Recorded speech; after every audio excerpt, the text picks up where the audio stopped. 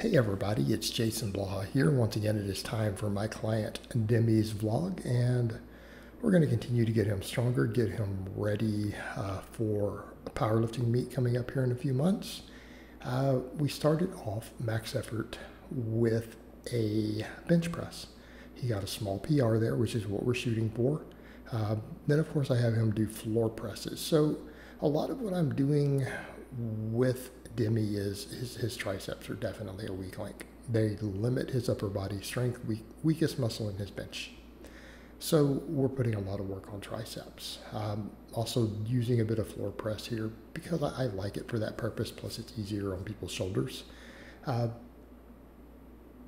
Doesn't mean that I don't have a lot of my lifters do full bench pressing. And I want to make that clear also because I do a lot of rep work on it.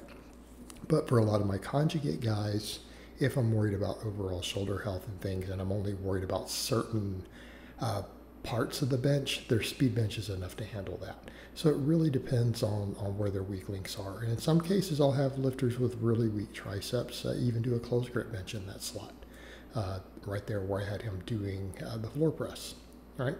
Depends on where they're weakest at.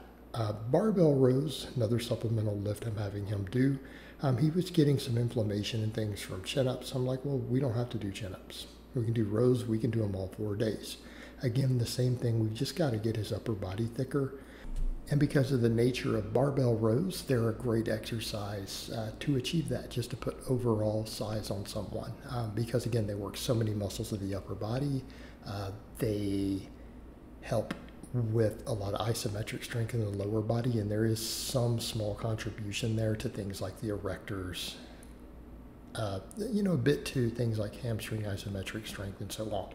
Although a lot of that is minimal, and that needs to be kept in mind. It is minimal. Most of our focus, though, our real volume is input on triceps. So notice I have him doing both skull crushers now and band press downs on all of his upper body days.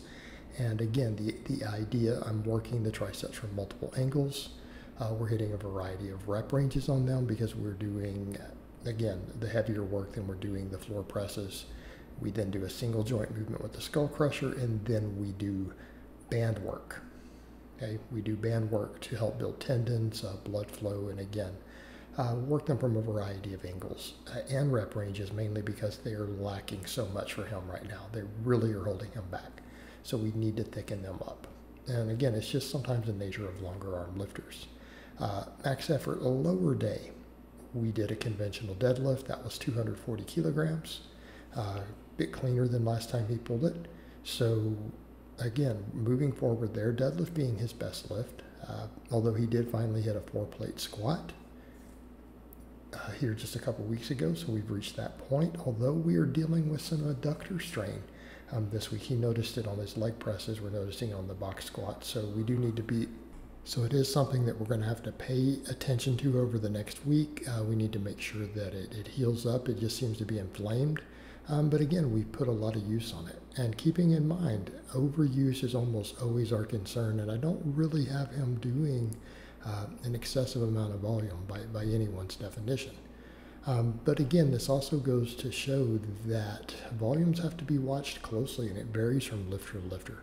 People will get strains not even doing their heaviest work because nothing that he did for max effort really strained the adductor in the last week, right? Speed boxes, leg presses, these things. Again, we have to watch total volume, and things have to be increased gradually. Something that people forget, and everyone always wants to do so much volume all the time, and then they're worried why they're beat up, right? It's something I've learned over the years as a coach. Most lifters can't really handle as much volume as they think they can. And again, not to sound like a broken record, but I've had so many clients over the years come to me, and I cut their volume in half. And then all of a sudden they start making progress. Why? Because they're finally recovering. It takes less volume to grow than people realize. And I'm not saying adding more to the minimum to grow doesn't cause more, because it obviously does. If you can recover from it, it obviously does. But it takes a lot less to grow than people seem to realize if you're actually training relatively hard. Okay, it really does. And I've seen it firsthand, and I don't just mean in novice lifters. You know, I'm talking in people who already squat over 400 pounds multiple times. People who are benching, you know, high 200s. Right, and you know, 130 plus kilograms. We're going to use kilos. Guys who are squatting 200 kilos. I've had plenty of them come to me and we reduce their total training volume. They start recovering. We work just on their weak points. We look at what's their minimum volumes to grow. We put extra volume into their weakest links. We focus on some prehab stuff, some tendon stuff for things that are going to need it. All of a sudden they start making progress again. And they make progress for months. Sometimes people who have been stalled for a year. Over and over and over. There, of course, you saw his other supplemental work, glute bridges, good mornings. He's very strong at good mornings, by the way. Leg presses. All right. Speed bench.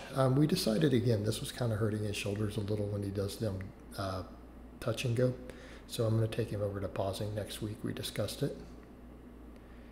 All right, we discussed it. And, you know, that's the thing. These pains and things shouldn't be there. They really shouldn't. I don't get a lot of the pains these days. The more I focus on things like shoulder health, tendon health, looking closely at my workloads, right? Some prehab work. I don't get a lot of pains, and you guys see the way that I move.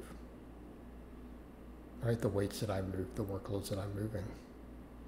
Closing in on 50 years old. Hey, build your tendons up. Build your weak links up. Find the things that hurt you or inflame you and just don't do them. Okay, don't do them. Same thing here, skull crushers. He's doing them to his face. I've had some lifters who, and I'm one of those people, who when we do them using shoulder extension and go behind the head, causes shoulder inflammation. Is it worth it? Now these can cause elbow tendons, but that's easier to fix. That can be fixed just by doing band work. So it's just something to think about with everything. Then of course his dynamic effort lower, the speed boxes were painful for him. He said it's really a problem. So it's on him, well, don't do anymore. Cut them out for the week. They're hurting, don't do it. We're going to have to let that heal up, and he'll just keep making progress. So he just got a big squat PR, lifetime PR. But we've got to let things heal. We've got to rotate stuff around. All right, guys, but that's really all I have to say on that today. I hope it's been informative, and I'll talk to you guys next time.